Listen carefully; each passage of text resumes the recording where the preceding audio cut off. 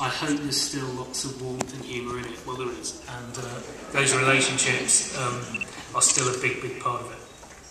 Yeah, because even though Merlin and Arthur have moved on, and Merlin this season certainly is becoming more of a man, I guess, and Arthur is stepping up to the plate of being king, they still have their very kind of dysfunctional Jeeves and Wooster sense of humour, so they still never let anybody get away with anything, so they have that great kind of male bond.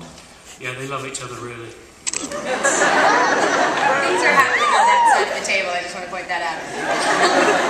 So did you guys, since 4 and 5 were greenlit at the same time, did you guys actually map everything out all at once? We had various sort of iconic Arthurian legend moments that were sort of pins and moments where we knew we had to get to. But because the turnaround of the show is so tight, you're always slightly chasing your tail. But it was always good to have 2 seasons commissioned, because you can start working on the scripts a little bit earlier and start thinking about things. But it's quite an intense process, because we're still, at this point in the year, we're filming, we're in post-production, and we're still writing the script. So we're right in the centre of season 5 at the moment, so that's pretty hard work. And then at the end of the year, we're transmitting whilst we're still filming, which is always kind of the most stressful part of the year, because if anything goes wrong, then it's basically either me or Julian apologising on live television and saying, sorry, we didn't quite finish the episode this week, but here's us singing instead. Yeah, it's very tight. We deliver the show one day before it transmits for the last 4 acts. Yeah, episode 13 last year, we literally went on the Friday evening, was transmitting on the Saturday. There was a technical fault with the tape. Julian and I got called on the Friday night. And we were like, oh my God, we're not going to get this transmitted. Had to sort it out and then got it back to the BBC on the Saturday morning, so that was quite hairy. But it's good for you. Definitely deserves applause. All right, Angel, first of all, welcome to ComCom. Yeah. Thank you. We were about to see some seriously geeky stuff. All right, well, Gwen had quite a year. This hasn't exactly been Angels and Ponies. So talk a little bit about what it's been like for you as an actress and for your character. I think it's really exciting, Gwen becoming Queen at the end of last series after kind of a bit of turbulence with the whole Lancelot debacle. But I was enchanted. Oops. But I think yeah, that's a good line. I think it's been exciting to sort of see her developing into the Queen. I always thought she would be a good Queen. You know, she has those kind of qualities that I think are really valuable if you're going to step into kind of a powerful role such as this. And it's just been really exciting watching her grow. And she's grown into her sort of confidence. You know, she was always quite not very sure of herself initially, and now I think she kind of truly believes that she can do this. You know, which is really nice to play. What was that moment like? The crown. That was good fun. It felt right. Well, but you know, it didn't work out too good for me. So maybe you never know. Never know. Katie, let's talk. You and I have discussed this before about whether or not we believe Morgana is evil, and you've always said no. This has been quite an interesting season. Have you changed your mind? She is a misunderstood hero. Yeah. I rest my case. All right, well, we're going to see a 4-year gap here. So what's Morgana been up to? Is it 4 years, 3 years? 3 years. 3-year gap. I think for Morgana's story, actually, the most important part of it is what you don't see. It's the time off. And you discover in those 3 years that she has spent quite a large part of it imprisoned. So Morgana's worst fear about what would happen if anybody found out that she was magical has come true. She has been personally persecuted. Wow, that was hard.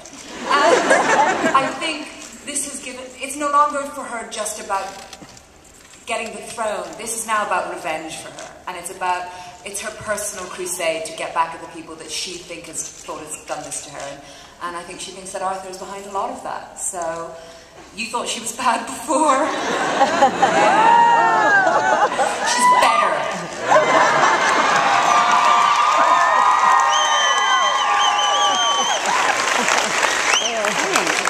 Well, I know we've had a lot of men fighting in this series, but from what I've been hearing, seeing you two ladies maybe going up against each other. Tell us a little bit about that. Well, there's some mud wrestling. We waited 5 years. But... We've been slowly building to the mud wrestling for 5 years. What can we say? I think the great thing about Merlin, and we say it a lot, is that you're going to get the legend, but not how you expect it. Merlin is constantly about surprises, so you say that you're going to get, you know, some antagonism between the two of us, but maybe you won't. It's not going to be how you expect it. Yeah. It's nice that we've got a bit more together in this series. Yeah, because I've missed it. I've missed it, yeah, because we haven't had a lot in the last few years. So, yeah, that's definitely a very juicy storyline to look out for. Not in that one.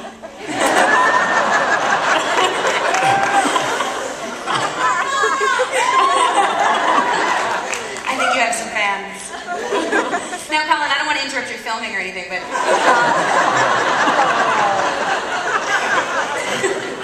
Alright, so Merlin has made an incredible journey over the past number of years, and so... No, you, oh, are you filming it too?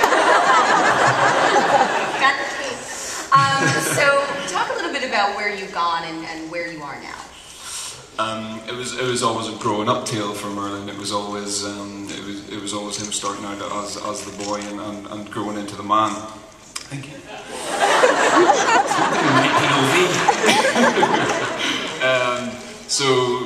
So very much what Johnny said. This feels like Merlin entering into that manhood. I think he crossed over a little bit towards the end of the 4th season, particularly when he killed Agravain, and that there was something that changed there. There was a fear of what he did. There was a fear of sometimes what he can be and what's there, and that's been a reference, I think, maybe as we enter into season 5. That's an area that needs flexing and that needs that is definitely called to the fore. So he's yeah, I think he gives as good as he gets this season. Alright guys, I do want to point out that we will be taking audience questions, so you can go ahead and line up by that microphone. Alright, so Johnny and Julian, you... Oh, my.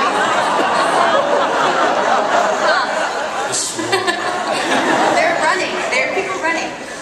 Johnny and Julian, you guys have an incredible cast, but you also very often have some amazing guest stars. So who might we be seeing, and who might we be seeing coming back? In the first 2 episodes, we've got Liam Cunningham plays a great part, and it's great to have him. And then a Comic-Con exclusive, where actually Tony Head comes back in season 1.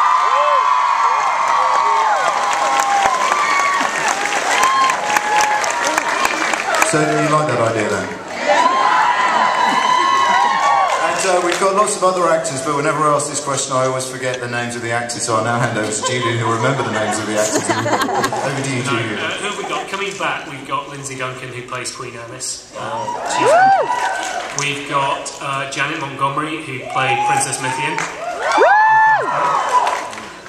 We've got a couple of others who I can't say, I don't think.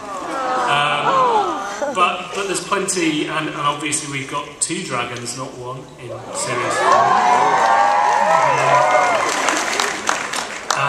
But yeah, there's some very good parts. But I think Johnny's right. As the show's got developed, we have more and more regular characters, and the knights obviously are part of the round table now, and they have quite big roles to play. So in a strange way, we get less chance to cast guests and more opportunity to give our regular characters big meaty roles. Alright, well, we've got a lot of stuff going on screen, but off screen there's also a bunch of really cool things going on. So we have a new Merlin Facebook game. Let's take a quick look.